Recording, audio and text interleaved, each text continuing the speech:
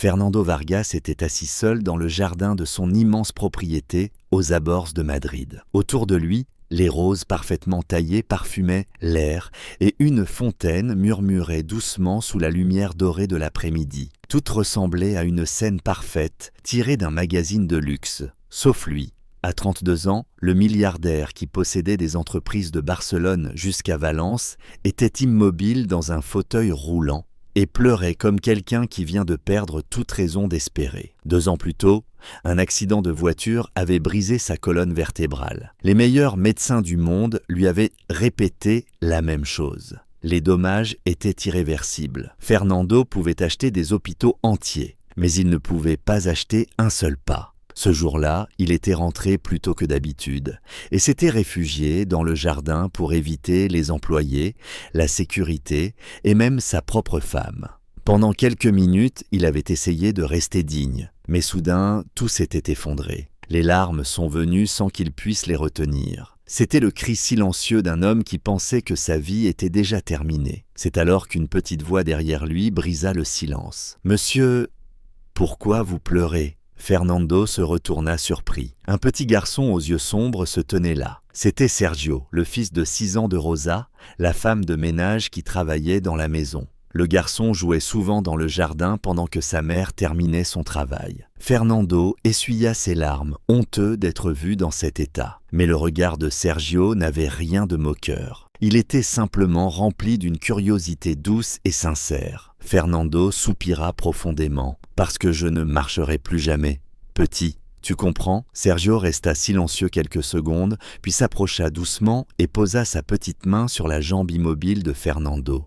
« Est-ce que je peux prier pour vous ?» Fernando voulait dire que c'était inutile, que les prières ne guérissent pas une colonne brisée. Mais quelque chose dans les yeux du garçon l'empêcha de refuser. Sergio ferma les yeux et commença à prier avec des mots simples, comme s'il parlait à quelqu'un de très proche. Et soudain, Fernando sentit quelque chose d'étrange. Une chaleur monta lentement dans sa jambe. Il retint son souffle. Il essaya de bouger ses orteils, et ils bougèrent légèrement pour la première fois depuis 2 ans. À partir de ce jour-là, Fernando ne put plus oublier ce qui s'était passé dans le jardin. Pendant 2 ans, tous les médecins avaient affirmé qu'il ne marcherait plus jamais. Et pourtant, ses orteils avaient bougé. Ce simple mouvement avait rallumé une étincelle d'espoir dans son cœur. Le lendemain, il demanda à Rosa de venir dans son bureau. La femme arriva nerveuse, les mains serrées l'une contre l'autre. Fernando lui proposa quelque chose d'inattendu. Elle et Sergio pouvaient vivre dans la maison principale. Il promettait une meilleure paix, une bonne école pour le garçon et une chambre confortable. Rosa hésita, mais finit par accepter pour l'avenir de son fils. Sergio découvrit alors un monde nouveau.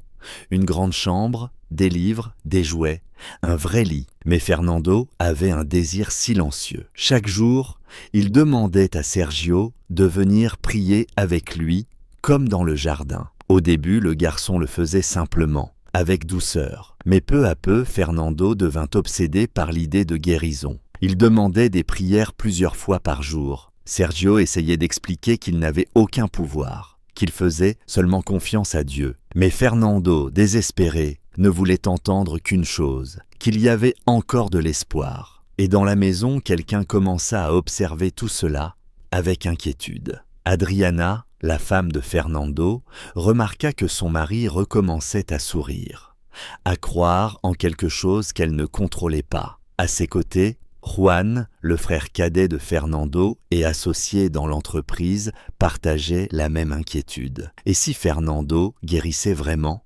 Et s'il changeait son testament ? Très vite, ils décidèrent d'agir. Adriana avait toujours cru que dans le monde des riches, rien n'était innocent. Quand elle vit son mari passer des heures d'erreur avec un enfant de 6 ans, elle sentit que quelque chose lui échappait. Avec Juan, elle commença à préparer un plan. Quelques jours plus tard, un article apparut dans un journal en ligne. On parlait d'un enfant miracle qui guérissait un milliardaire. L'article insinuait que la mère du garçon manipulait Fernando pour profiter de sa fortune.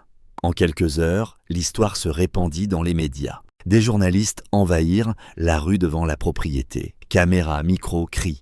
Sergio fut terrorisé. Un reporter s'approcha brusquement et lança un micro devant son visage. « Est-ce vrai ? que tu prends de l'argent pour tes miracles ?» Sergio resta figé. Les larmes lui montèrent aux yeux. Rosa arriva immédiatement et serra son fils contre elle. « Mon fils a 6 ans, dit-elle fermement face aux caméras. 6 ans. N'avez-vous vraiment aucune honte ?»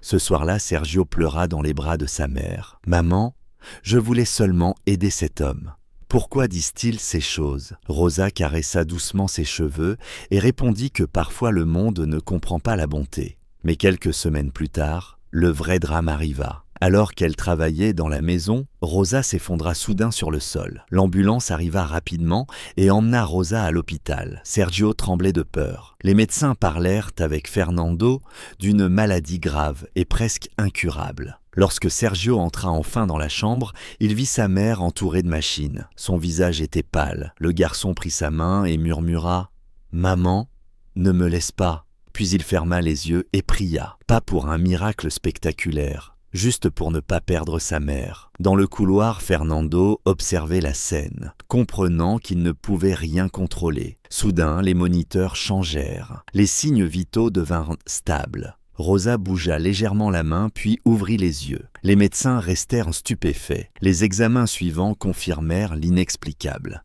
La maladie avait disparu. Quand Fernando regarda les informations ce soir-là, il comprit enfin quelque chose. Ce miracle n'était jamais destiné à lui. Cette nuit-là, Fernando resta longtemps éveillé. Pour la première fois, il comprit que Sergio n'était pas un remède pour lui. C'était seulement un enfant capable d'aimer sans calcul. Le lendemain, il invita Sergio dans le jardin et lui demanda pardon. Il lui avoua qu'il l'avait utilisé comme un outil pour guérir. Puis il lui posa une question sincère. « Si tu pouvais changer une chose dans le monde, que voudrais-tu » Sergio réfléchit un moment avant de répondre avec simplicité. « Je voudrais que les enfants qui vivent dans la rue aient une maison et de la nourriture. » Ces mots bouleversèrent Fernando. Quelques mois plus tard, il créa une fondation pour aider les enfants abandonnés. Des refuges ouvrirent d'abord en Espagne, puis dans d'autres pays. Adriana et Juan essayèrent de faire déclarer Fernando mentalement instable pour reprendre le contrôle de l'entreprise. Mais leurs propres fraudes furent révélées devant le tribunal. Avec le temps, Fernando retrouva peu à peu la capacité de marcher grâce à la rééducation. Mais le véritable miracle était ailleurs. La maison qui avait été autrefois un palais froid devint une famille. Des années plus tard, Fernando adopta officiellement Sergio. Et il comprit enfin que la plus grande guérison de sa vie n'avait pas été celle de ses jambes, mais celle de son cœur. Si ces histoires ont touché votre cœur, abonnez-vous pour continuer à ressentir, comprendre et espérer.